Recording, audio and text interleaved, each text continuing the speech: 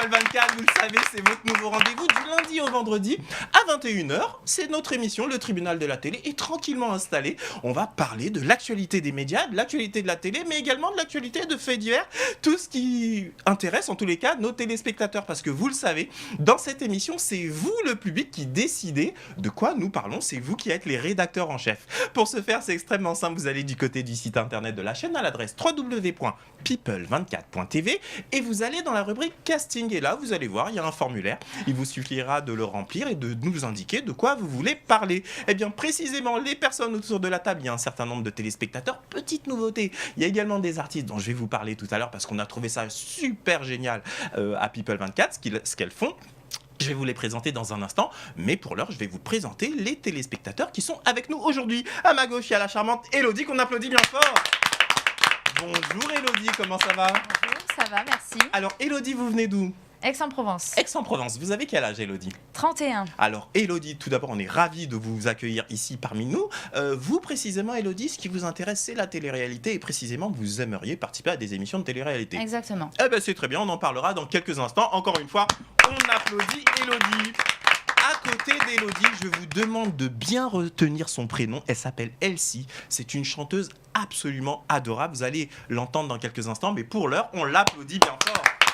Bonsoir Elsie, comment ça va? Ça va, merci et vous? Nous, on est ravis de vous accueillir parce qu'on est tombé sur un clip à People 24 qu'on a écouté et franchement, on a tous adoré et on tenait absolument à vous recevoir sur notre plateau. Donc, félicitations pour ce clip. Merci. Et nos amis téléspectateurs vont le découvrir dans quelques instants. Juste à côté de Elsie, il est là, il s'appelle Nicolas et il vient de Paris. Bonjour Nicolas. Comment ça va Nicolas? Écoutez, très bien, merci de me recevoir. C'est nous, on est ravis de vous recevoir. Nicolas, qu'est-ce que vous regardez en règle générale à la télé? Qu'est-ce qui vous Je passionne? suis très série télé, moi. Les séries, hein. Énormément.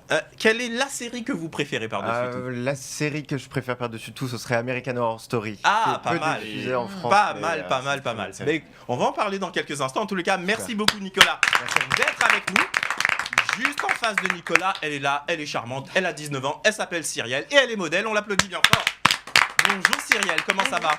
Très très bien, merci. Alors vous, dans les médias, la télévision, quels sont les types d'émissions que vous aimez bien? Le journal de TF1. D'accord, le journal télévisé. Voilà. Essentiellement pour l'actualité ou pour voir comment est-ce que l'animatrice se coiffe et peigner? Non, je dis ça, mais très sérieusement, parce qu'on s'est aperçu dans une enquête que beaucoup de femmes qui regardaient le journal de TF1 regardaient la manière dont était coiffée l'animatrice. C'est quand même assez marrant. Bon, moi, c'est plutôt pour son style et sa prestance, oui. D'accord, bon, mais c'est une manière de voir les choses. Mais en tous les cas, c'est l'actualité qui vous intéresse par-dessus tout. Eh ben, Exactement. félicitations en tous les cas, Cyrielle. On vous applaudit encore une fois. Juste à côté de Cyrielle, on va sauter ce personnage que je vais vous présenter dans quelques instants. Il y a la charmante Alison Gado. Elle aussi, je vous invite vraiment à retenir son nom. C'est une artiste magnifique et vous allez découvrir dans quelques instants son clip. D'ailleurs, vous allez voir, c'est vraiment super. Bonjour Alison, comment ça va? Bonjour, ravi. Merci pour l'accueil et merci pour votre pêche. Écoutez, Merci nous, également pour voilà. nous, en tous les cas, on est ravis de vous accueillir ici parce qu'on est... Tout comme Elsie qui est là, on est tombé sur un clip qu'on a trouvé juste génialissime et on se dit qu'en France, il y a vraiment du talent, il y a des artistes qui méritent d'être connus du grand public. Vous, tout comme Elsie, on tenait à faire un projecteur sur vous pour que les téléspectateurs vous découvrent. Écoutez, en tous les cas, tous nos amis sont présents et nous, on est prêts à faire une superbe émission.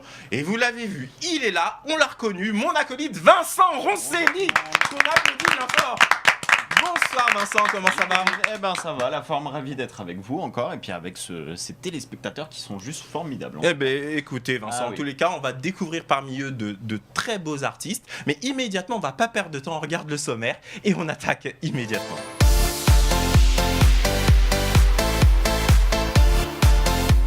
Aujourd'hui, dans son audience, le tribunal de la télé va débattre des points suivants. Retour de la série 10% sur France 2. Nos téléspectateurs donnent leur avis sur cette production française qui cartonne. Élodie, future candidate de télé-réalité et fan de la télé-réalité Les Marseillais, nous explique pourquoi elle aime cette série réalité et pourquoi elle veut devenir candidate d'émissions de télé-réalité. L'allocution du président de la République Emmanuel Macron dans le JT de 20h de TF1 en direct du porte-avions Charles de Gaulle, ainsi que la manifestation des Gilets jaunes, nos téléspectateurs réagissent dans un instant. La chanteuse Alison Gado nous fait découvrir son tout nouveau titre, La femme élastique. Vous découvrirez dans quelques instants son tout dernier clip vidéo. Agression du comédien Arnaud Gagnou en raison de son homosexualité. Nos téléspectateurs réagissent dans l'émission. La révélation de l'émission La France a un incroyable talent, le groupe Berry Wine et le coup de cœur de Vincent Rosselli. Vous verrez tout ça dans quelques instants. Et en fin d'émission, vous découvrirez le nouveau classement du hit de la télé-réalité, le classement des personnalités de la télé-réalité préférées des Français.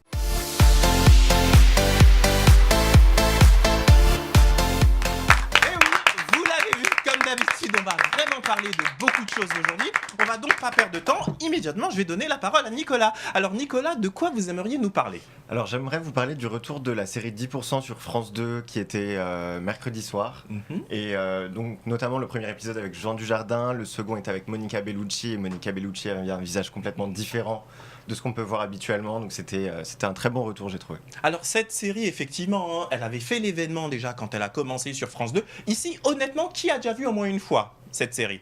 D'accord. Il y a Cyrielle et il y a vous-même. On va discuter entre nous parce que moi, sincèrement, je la trouve bien construite. J'avoue que j'ai pas vu, cette reprise. Je le regarderai en replay. Mais Cyrielle, qu'est-ce que vous avez pensé justement du retour de cette série 10%? Bah enfin.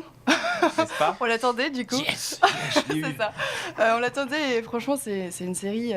Pour moi, c'est la meilleure série française. D'accord. Donc, il était enfin Tout simplement temps, la meilleure voilà. série française. Il était temps qu'on ait une série de cette qualité-là qui passe sur une de nos chaînes. D'accord. Alors, qu'est-ce qui fait qu'elle marche cette série? Est-ce que c'est le fait qu'il y ait des personnalités connues? Est-ce que c'est parce que le public a envie de savoir justement l'envers du décor, comment ça se passe? Dites-moi, Nicolas. Effectivement. D'après vous, qu'est-ce qui fait qu'elle marche cette Pour série? moi, il y a déjà cet attrait de l'envers du décor et de savoir comment se passe une agence artistique et ce monde-là qui est finalement très peu connu. Mais il y a aussi, je pense, le casting déjà des rôles principaux, des rôles d'agents qui est assez incroyable, avec notamment Camille Cotin qui est juste délicieuse et puis toutes ces guest stars. Chaque épisode est nouveau, chaque épisode amène une nouvelle histoire. Il y a toujours un fil conducteur, mais voilà, on s'ennuie pas, il y a plein de choses qui se passent. Mais écoutez, en tous les cas, pour les téléspectateurs qui ne connaîtraient pas encore la série 10%, on regarde immédiatement la bande-annonce. C'est vraiment une série. Moi, je pense qu'il faudrait la regarder au moins une fois parce que moi, je trouve que pour une production française, sincèrement, ça donne un certain peps, hein, Cyrielle. Qu'est-ce que vous en pensez? Mais c'est exactement ça. Et puis pareil, ils arrivent à tout le temps nous surprendre au fur et à mesure des épisodes et à toujours mettre un petit coup de peps, c'est de nouveau.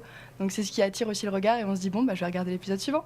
D'accord. Vincent, dites-moi, vous n'avez pas suivi Je ne connais la série, absolument pas, mais qu'est-ce que vous pensez de... suivi, mais ça me donne Justement, envie, en tout cas. on remarque que les productions françaises, il y a notamment Canal+, qui fait plein d'efforts, commence vraiment à être à un certain niveau. Il n'y a pas que Canal+, il y a sympa, aussi hein. France Télé qui se lance beaucoup et je trouve que, oui, non, franchement, on se développe plutôt bien et même, je trouve qu'on a même des meilleures séries maintenant que même aux États-Unis. Je trouve que la France a réussi à s'adapter et à créer et à faire de belles productions, tout simplement. Oui. Alors, en tous les trouve qu'on cas, est mieux. les Américains sont quand même à un certain niveau, on a un certain temps de retard, mais ceci étant Je suis dit, d'accord c'est vrai avec que les vous, mais- scénarios commencent à vraiment être pas mal ficelés. Hein. Aux États-Unis, quand même, les scénarios sont toujours quand même un petit peu la même. Enfin, c'est toujours un petit peu la même chose. Vous avez toujours le méchant, enfin, les séries, tout ce qui est FBI ou ce genre de choses. Alors que la France, je trouve qu'on innove de plus en plus et que les scénaristes proposent de belles choses et innovantes et pour une fois fraîches, quoi. Et je trouve que avec de vrais De vrais sujets, sujets exactement. d'actualité, Et je trouve qu'on se rattrape vraiment bien et tant mieux.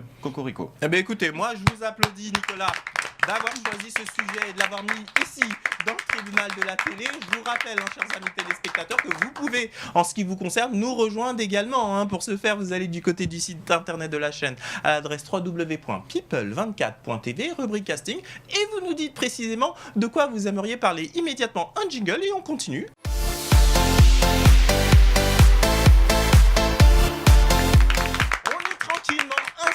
Fidèle au poste. Et à présent, on va donner la parole à notre téléspectateur qui est une téléspectatrice. Bonsoir Elodie, comment ça va? Ça va, merci. Alors Elodie, vous venez de Marseille précisément. Hein. Oui, D'accord. Alors avant de vous... Aix-en-Provence plus précisément. et plus précisément Aix, oui. D'accord. Et le soleil marseillais, ça vous fait ouais. quoi la différence là, entre le temps maussade à Paris et celui que vous venez de quitter? Je m'y étais préparée quand même. Ah bon? On connaît Paris pour son beau temps. Hein. Voilà, donc là, j'ai franchi Avignon, ça y est, c'était fini. Ah ben dis donc. Ah là là là. Bon, en tous les cas, vous êtes venu avec le sourire et Ouais. dans votre sourire, il y a le soleil marseillais. Donc on Voilà. est très heureux de vous accueillir. Alors vous précisément, à la télévision, ce que vous aimez bien, c'est la télé-réalité. Vous aimez bien, ça vous détend. Précisément, Pourquoi vous appréciez la télé-réalité et quelle est l'émission que vous préférez ? L'émission que je préfère, c'est Les Marseillais, parce que c'est vrai qu'on se correspond vachement dans la façon dont ils parlent, les expressions, c'est de chez nous, donc du coup, on s'y réfère beaucoup. Mais il y a une question d'identification, tout simplement. complètement, Comme vous êtes marseillaise et vous vous y C'est ça. retrouvez. Ah oui, au niveau de l'accent et tout, de suite, on se reconnaît. Et moi, ça me fait vachement rire. Pour moi, c'est plus qu'un passe-temps, en fait. Je me sens bien, je me languis l'heure des Marseillais, quoi. D'accord. Ouais. Mais est-ce que... qu'est-ce qui fait, d'après vous, que cette émission, précisément, de télé-réalité, a autant de succès ? Parce que c'est vrai qu'elle a littéralement ringardisé Secret Story, elle a ringardisé comme ça beaucoup d'émissions. Pourquoi est-ce que les Marseillais, ça prend, d'après vous ? Parce qu'il leur impose des épreuves. Donc, du coup, ça sort un peu plus de Secret Story. C'était toujours les filmer, ils dormaient, ils se levaient. Bon, c'était toujours pareil. Là, les épreuves sportives, tout ça, et puis les clashs aussi. Je pense que c'est intéressant pour les spectateurs, quand même. Mais j'ai l'impression que c'est un peu le fil conducteur. Alors, Ouais. qui ici apprécie la télé-réalité ? Qui regarde la télé-réalité de temps en temps ? Moi, j'ai eu Nicolas. regardé So, beaucoup la so. télé-réalité étant plus jeune, Secret Ouais. Story notamment, le Loft. Ouais. Maintenant, un peu moins. Mais ça m'arrive de tomber dessus et c'est vrai que quand on allume la télé sur ça, en général, on reste. C'est ça. D'accord. C'est Voilà. preneur. C'est ça. Elsie, vous regardez un peu la télé-réalité ou pas trop ? Pas trop. Pas trop ? Ça D'accord. m'arrive, mais avec modération. Quoi. D'accord, je vais poser la question à tous nos amis téléspectateurs. Alors, Cyrielle, est-ce que vous regardez la télé-réalité ? Alors moi j'avoue que j'ai souvent besoin de me vider un peu la tête, donc D'accord. forcément je tombe dessus. Mhm. Et c'est le côté, oui, un peu, les clashs, les épreuves, tout ça, il y a toujours un peu de suspense. Et précisément, c'est laquelle des émissions de télé-réalité que vous Les préférez ? Marseillais. Les Marseillais également. D'accord. Alison, est-ce qu'il vous arrive aussi de regarder de temps en temps des émissions de télé-réalité ? Eh bien, de temps en temps pour les scénarios, parce que je trouve que les scénarios sont exceptionnels et que les personnages sont vachement bien construits. Eh ben là, vous mettez le doigt sur quelque chose de très précis. On a eu un débat d'ailleurs là-dessus parce qu'effectivement, beaucoup de gens estiment que ce sont des véritables comédiens. Est-ce que pour vous également, les personnalités de la télé-réalité, finalement, de réalité, c'est plutôt de la comédie réinterprétée ? Je pense que dans les castings, ils trouvent des personnes tout à fait convenables et qu'après on exagère un petit peu les traits pour rendre un côté beaucoup plus cinéma, ce qui fait que d'ailleurs on s'accroche, on s'attache à certaines personnes et d'autres pas. D'accord. Bah écoutez, merci dans tous les cas, Alison, parce que je trouve que c'est quelque chose de très pertinent. Alors, les Marseillais, effectivement, c'est le grand carton. Hein. On va se regarder rapidement une bande-annonce pour nous rappeler de quelle émission il s'agit, mais c'est vraiment le grand carton du moment. C'est parti. Cette année, quelle famille l'emportera ?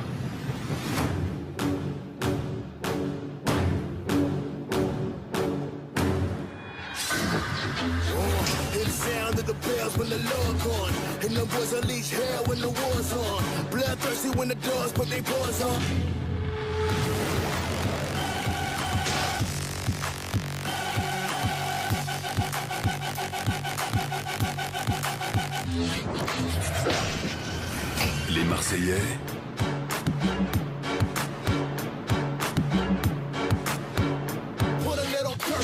ou le reste du monde?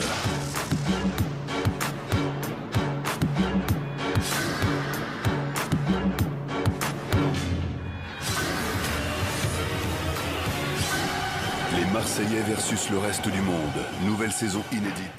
Et oui, c'est ça, ce sont les Marseillais, pour ceux qui ne connaissaient pas encore. Vous l'avez découvert. En tous les cas, merci beaucoup, Elodie, d'avoir parlé des Marseillais. Et on espère, parce que moi, j'ai cru comprendre que vous voulez également faire de la télé-réalité, précisément dans les Marseillais ou un autre type d'émission ? Tant que ça ne touche pas l'amour, les sentiments, non, ça je ne veux pas. Mais tout le reste, tout ce qui est aventure, sportif, marseillais, c'est bon. Alors attendez, moi je vais vous embêter là.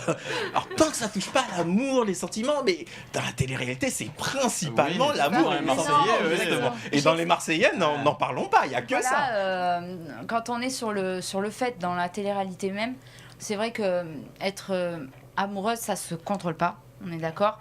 Mais les types d'émissions, genre les princes de l'amour, les princes et les princesses, venir pour charmer quelqu'un, venir pour... Non, ça c'est En pas... fait, si je vous comprends bien, vous voulez faire une émission de télé-réalité Si éventuellement vous y rencontrez l'amour, pourquoi pas, mais pas un programme qui est destiné à ça. Voilà. D'accord. Alors, avec le retour de l'île de la Tentation, c'est pas le genre de l'émission que vous voudriez faire. Non. D'accord. C'est trop. Enfin, personnellement, après, je juge pas les gens qui font ça, mais pour moi, c'est trop dévoiler ce qu'on a au fond, quoi. Je viens pour telle personne, alors je la drague. Non, en fait, ça, pour moi, c'est en privé. Après, il y a. C'est son point de vue en tous les cas, Elodie. On vous applaudit bien fort. Et d'ailleurs, chers amis téléspectateurs, n'hésitez pas à réagir sur les réseaux sociaux pour nous donner votre point de vue, tout comme l'a fait Elodie, pour nous dire ce que vous pensez effectivement de ces émissions de télé-réalité, dating ou plutôt d'aventure, de sport, etc. Immédiatement un jingle et juste après un autre sujet. Vous êtes bien dans le tribunal de la télé.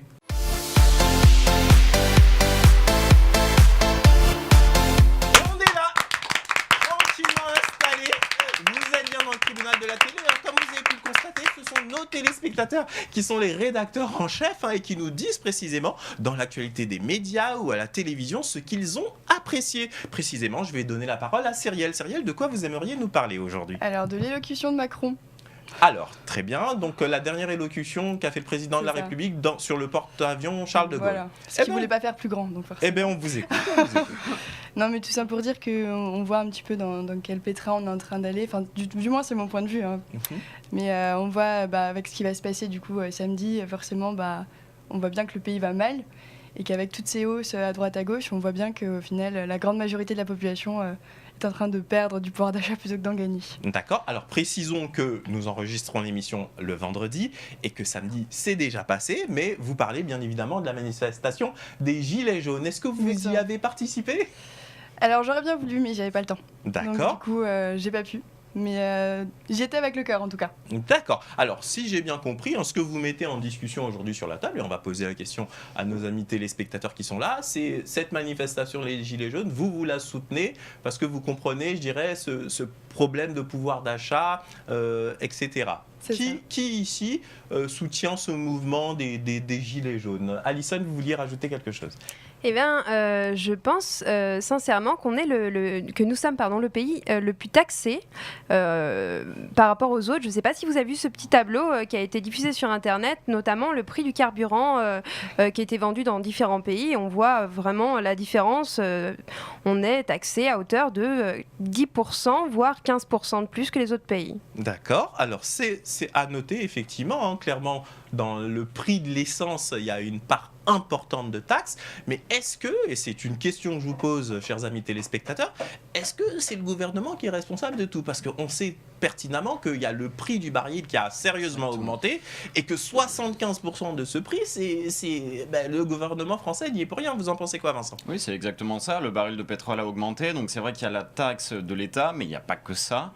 Alors maintenant, c'est sûr qu'ils mettent en place une taxe pour faire une prévention pour limiter le réchauffement climatique. Alors c'est vrai que ça c'est le petit point négatif, mais c'est vrai que le baril de pétrole a un énorme impact. On n'est pas le pays à être le plus cher. La Grande-Bretagne a une plus grosse taxe que nous. Maintenant, moi, la seule chose en fait qui m'inquiète, c'est surtout pour ceux qui vivent à la campagne, par exemple, et qui n'ont tout simplement pas le choix que d'avoir une voiture. Là, ça risque de poser un problème. Maintenant, soi-disant, il va y avoir des mises en place, des aides pour les salariés ou pour les employés. Maintenant, j'attends de voir et on va voir ce que ça va donner. Alors, dans les faits, ces aides ont bien été mises en place, mais effectivement, on s'est rendu compte que dans certains endroits, dans beaucoup d'endroits d'ailleurs, l'enveloppe qui était allouée à ces aides, par exemple pour l'année 2018, est déjà atteindre, ce qui fait que c'est beaucoup de concessionnaires en réalité qui avancent l'argent pour se faire ensuite rembourser par l'État. Nicolas, vous vouliez rajouter quelque chose ? Je pense qu'aussi, c'est vrai que dans les zones rurales, les personnes ont... la voiture est essentielle pour eux et il faudrait développer les transports en commun et les modes alternatifs pour trouver des solutions à ça. Mais c'est vrai que pour le moment, augmenter le prix de l'essence, c'est pas la solution. D'accord. Alors, je vais redonner la parole à Cyrielle dans un instant, mais je voudrais vraiment entendre tous nos amis téléspectateurs sur ce sujet. Précisément, là, en l'occurrence, on parle des Gilets jaunes qui, effectivement, estiment que le gouvernement taxe beaucoup trop, etc. Donc, Elsie, vous, qu'est-ce que vous avez pensé justement de cette manifestation des Gilets jaunes ? Est-ce que vous vous sentiez concerné par ce problème d'essence et de pouvoir d'achat en règle générale ? Alors moi, je m'intéresse pas trop à la politique. parce que ça m'énerve. On se renvoie tous la balle et c'est un peu énervant. Mais d'un côté, mais en tant que citoyenne, est-ce que, sans faire de politique précisément... Moi, ça me pose plus un problème pour la planète, en fait. Voilà, c'était... C'est surtout pour ça, en fait, parce que bon, nous, on se renvoie la balle, c'est une chose, mais la planète, elle morfle, quoi. Alors, en l'occurrence, justement, c'est ce que dit le gouvernement. Il dit... mais on fait ça avant tout pour la planète. Donc, est-ce que quand on a une politique, je dirais, pro-environnementale, eh ben, ça ne fait pas en sorte que finalement les taxes augmentent et finalement le citoyen n'est pas content? Vincent, vous en pensez quoi? Le problème, en fait, c'est que l'État était trop vite. C'est-à-dire que normalement, il faut prévoir petit à petit en disant, écoutez, on prévoit de faire ça dans plusieurs mois, mais là, c'est d'un coup. C'est bam, c'est coup de hache, ça augmente tout de suite. Donc, je suis d'accord pour éviter le diesel, parce que c'est vrai que ça a un impact environnemental considérable. Il faut quand même penser à la planète. Et les experts ont dit que d'ailleurs, si on ne va pas s'améliorer sur ce plan-là, sachez que dans plus de 2 ans, la planète c'est en 2030 risque d'être... qu'on va basculer. Même avant, oui, la planète risque d'être vraiment au plus mal. Maintenant, il faut prévoir, il ne faut pas le faire tout de suite et il faut prévenir. C'est vrai que là, le fait d'appliquer tout de suite, bam, une taxe assez forte, c'est quand même très fort. Et même d'ailleurs, Ségolène Royal, qui était l'ancienne ministre de l'écologie, l'a rappelé que non, on ne taxe pas les gens tout de suite énormément, ça ne marche pas, tout simplement. Alison, est-ce que vous, ce problème justement de consommation et d'écologie, est-ce que c'est quelque chose qui vous tient à cœur? Eh bien, effectivement, oui, c'est quand même un sujet qui est présent et quelque chose qui peut nous toucher. Maintenant, je trouve aussi qu'au niveau des taxes, je ne suis pas tout à fait d'accord avec toi parce qu'en fait, ils taxent effectivement sur le carburant, mais on taxe aussi sur le tabac. Après, on taxe sur les impôts et en fait, ça n'en finit jamais. Donc, qu'est-ce qui est plus important justement chez les gens? C'est soit notre confort à nous personnel ou effectivement, tu le disais, le sujet sur l'écologie. C'est quoi le juste milieu? L'humain est égoïste. C'est effectivement. Comme il disait, ils mettent un coup de hache pour les taxes, mais pour ce qui est de prendre des décisions pour la planète, ça prend 10 ans, quoi. Alors, les décisions pour la planète, effectivement, ça prend du temps parce que malheureusement, la France toute seule, au final, ne peut pas faire grand-chose. Il faut qu'il y ait effectivement le concert des nations et tous les pays qui vont dans la même direction.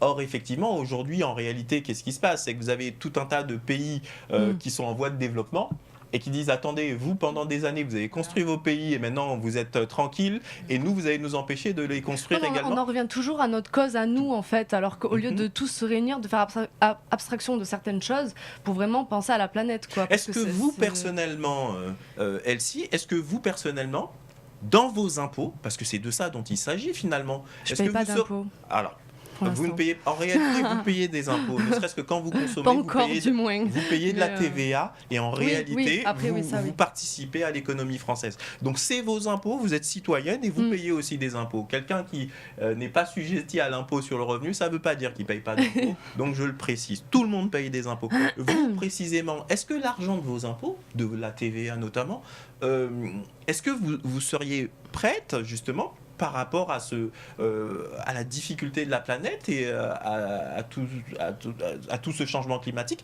est-ce que vous seriez prête à ce qu'une partie de vos impôts aille justement au développement de ces pays qui souhaitent se développer, mais utilisent effectivement pour cela pas forcément les bonnes méthodes? Moi j'ai une grande empathie après, donc forcément évidemment que si je peux faire ça je le ferai avec plaisir, quoi, plutôt que mon argent parte dans je ne sais où. En fait, dans le sens de ma question, la chose elle est très simple, c'est que comme vous le disiez tout à l'heure, l'être humain est un peu égoïste. C'est-à-dire que tant que ça ne concerne pas ses impôts, tant que ça ne concerne pas son argent, on dit oui, amen. Mais quand on se rend compte que c'est son pouvoir d'achat qui commence à être touché, là, on n'est plus aussi écologique que ça. Qu'est-ce que vous en pensez, Elodie? C'est ce que je pensais tout à l'heure, mais vous avez mis le doigt dessus. Surtout toi.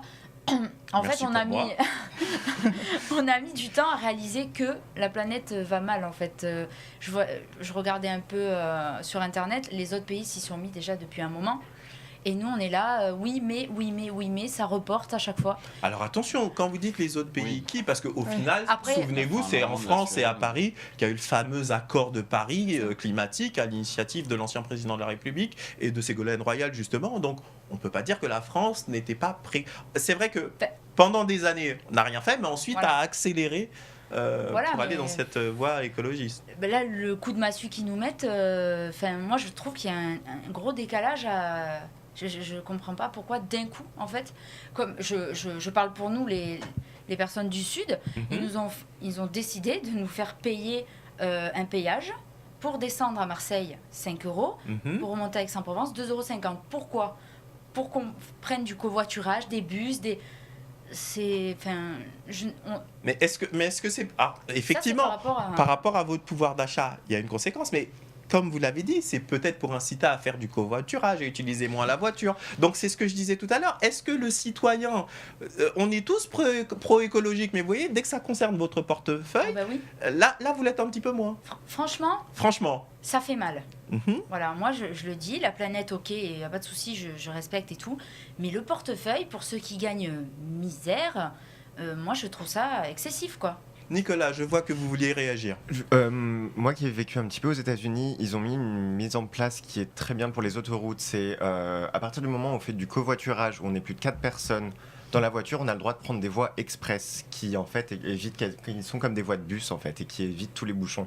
Et ça incite beaucoup de personnes justement à prendre faire du covoiturage ou demander ou à partager son véhicule. C'est vraiment pas mal ce que vous venez de dire, Nicolas. Donc en fait, en somme, quelque part, pour inciter les Français à aller dans cette voie écologique, pour vous, il faudrait leur donner une forme de carotte, une forme de prime supplémentaire qui aille dans ou davantage. dans C'est cette vrai que direction. si à partir du moment où on est plusieurs dans une voiture et qu'on est entre guillemets écologique parce que la voiture sert à plusieurs personnes, donner un avantage de rapidité par une route prioritaire ou éventuellement de non-péage, pourquoi pas, ça peut être une option. D'accord, Vincent, vous C'est vouliez ce que rajouter souhaite quelque mettre chose ? le gouvernement en place justement mercredi dernier. C'est ce qu'ils en ont parlé au niveau du parloir en fait à l'Élysée.